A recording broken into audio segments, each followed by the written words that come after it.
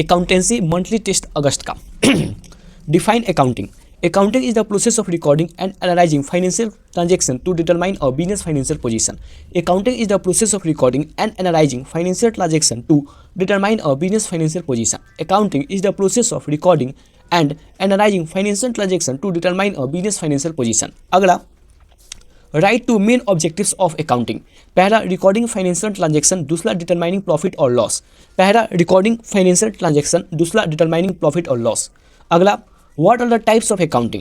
There are many types of accounting: financial accounting, cost accounting, management accounting, tax accounting, auditing accounting. Financial accounting, cost accounting, management accounting, tax accounting, auditing. अगला question, state two limitations of accounting. State two limitations of accounting.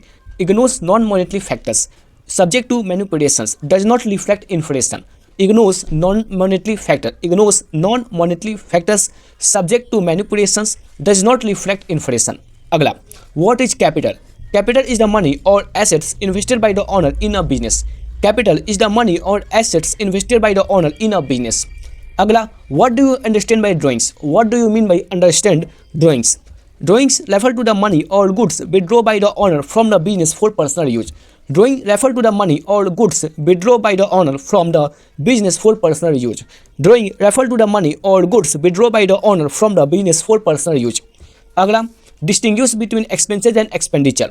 Expenses इसका मतलब होता है regular cost incurred for business operation. Regular cost incurred for business operation meaning होता है regular cost incurred for business operation. Expenditure total spending on acquiring assets और services. Total spending on acquiring assets और services. अब expenses का nature होता है recurring in nature, यानी इसमें बार बार खर्च करना पड़ता है। अगला, expenditure can be one time और long term. Can be one time और लॉन्ग टर्म, यानी ये नॉन रिकरिंग नेचर का होता है। इसका मतलब इसमें हमें बार बार खर्च नहीं करना पड़ता, सालों साल ये हमें साथ देते रहता है। अगला, एक्सपेंसेज का एग्जाम्पल रेंट सैलरी। एक्सपेंडिचर का example purchase of machine. Next question 8वां number, every transaction has debit and credit explain. In accounting, every transaction affects two accounts. One is debited and the other is credited, following the double entry system. Example: if 10,000 cash is used to buy fan. If 10,000 cash is used to buy fan. यदि 10,000 रुपये हम लोग cash लें और उससे हम लोग एक पंखा खरीद लें, तो जो पंखा है वो हमारे पास आ जाएगा, यानी फैन अकाउंट हमें मिल गया, हम रिसीव कर लिए, तो इसको हम लोग डेबिट करेंगे 10,000 रुपये, और हमारा जो 10,000 रुपये जो कैश में था वह चला गया, तो कैश अकाउंट गिविंग, तो इससे हम लोग क्रिएट करेंगे 10K। अगला क्वेश्चन 9वां number, what is accurate basis of accounting? What is accurate basis of accounting? The accurate basis of accounting records revenue and expenses when they are earned or incurred, not when cash is received or paid. The accurate basis of accounting records revenue and expenses when they are earned or incurred, not when cash is received or paid. इसका मतलब होगा जो accurate basis of accounting होता है वह record करता है revenue और एक्सपेंसेस को, रिवेन्यू एंड एक्सपेंसेस को कब, जब वो हमें मिल जाए या फिर इनक्यूर्ड हो जाए, लेकिन उस टाइम नहीं करता जब कैश हमें रिसीव्ड हो या नहीं हो, उससे कोई फर्क नहीं पड़ता। अगला last question, what is basic accounting equation? What is the basic accounting equation? Basic accounting equation is equal to assets equal to liabilities plus capital. Asset equal to liability plus capital, liability plus capital. अगला question long term question है, describe the role of accounting is the modern world. Describe the role of accounting in the modern world. तो पहला systematic financial recording, systematic financial recording के लिए। Next assisting in decision making, assisting in decision making.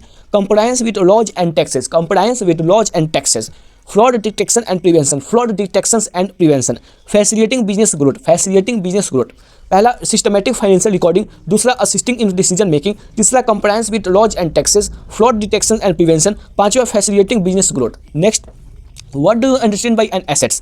State different types of assets. So an asset is anything owned by a business or individual that has economic value and can provide future benefit.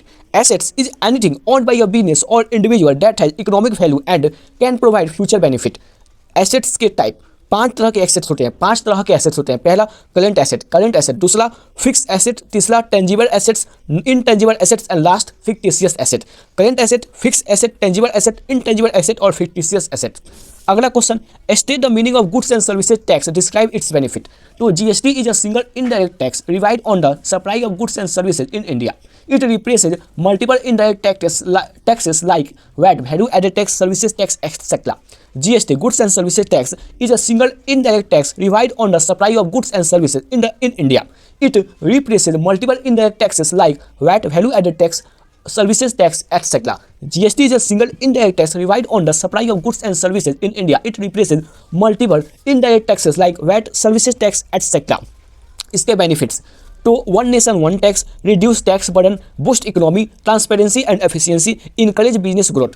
पहला one nation one tax reduces tax burden. तीसरा boost economy, transparency and efficiency, and last encourage business growth.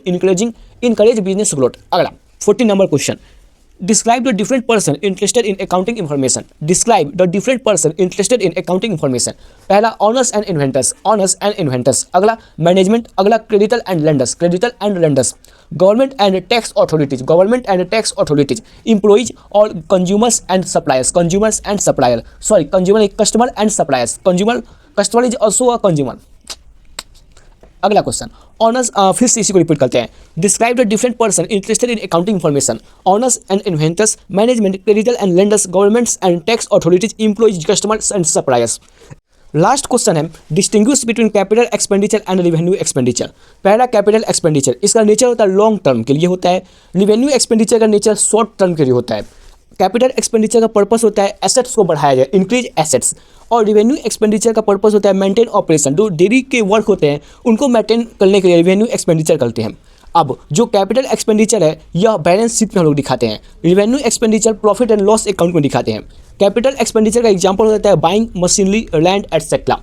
और revenue expenditure का मतलब हो जाता है salary, rent, repair. अब capital expenditure जो होता है वो फ्यूचर बेनिफिट हमें देता है, उसका यूज़ करते हैं फ्यूचर बेनिफिट के लिए. वहीं पे जो रेवेन्यू एक्सपेंडिचर है वो डेली एक्सपेंसेज के लिए हम लोग यूज किया करते हैं.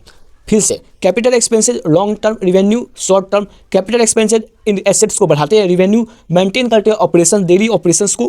कैपिटल एक्सपेंड बैलेंस शीट में हम लोग दिखाते हैं और रेवेन्यू को प्रॉफिट एंड लॉस अकाउंट में दिखाते हैं, P&L अकाउंट में.